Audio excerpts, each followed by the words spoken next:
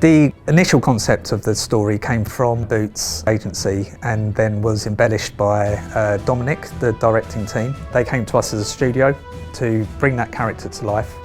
My role in that was to design the character and backgrounds. We started with a real cat anatomy and then worked out ways to be able to do things that a normal cat couldn't. Allowing the cat to wear boots. Cats have a reverse leg, our cat doesn't.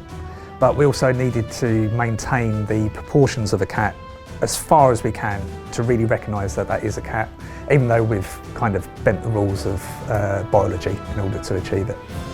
CGI process can be very time consuming. The entire process is multidiscipline, ranging from rigging artists to animation artists, lighters, effects artists, compositors, colour grading. They all come together as one team to produce the final pixel that you'll be seeing on your screens. I'd say the most challenging part to this project has been the other side of the advert, which is all the set extension work. There's two parts to it. Obviously we see our CGI cat, but then there is also a ton of work that happens in the background where we've replaced blue screen. So the village sequence, for example, at the first part of the edit, there's about 4 or 5 shots there that are all shot in a studio, on blue screen, very sort of traditional VFX, where we're replacing a background with an imaginary world that we've had to create.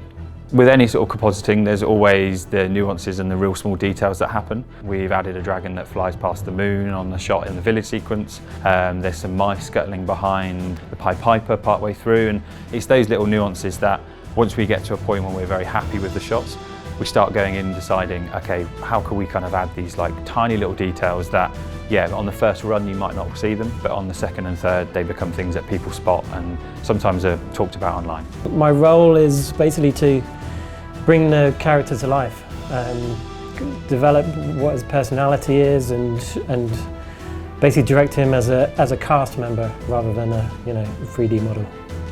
So we discussed with the directors about who Puss was as a character. We discussed his backstory, and that's the kind of thing that would inform the way he walks and the way he moves and the way he jumps into scenes. He wants to do well for his friends.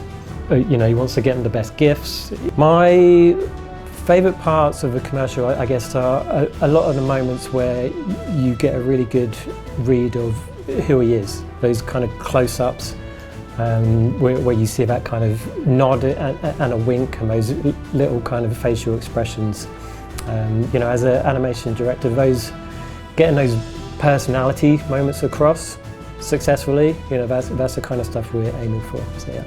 Every step of the way, as it gets more polished, more finished and more finessed, everyone's kind of got smiles on their faces. We're all really happy with it.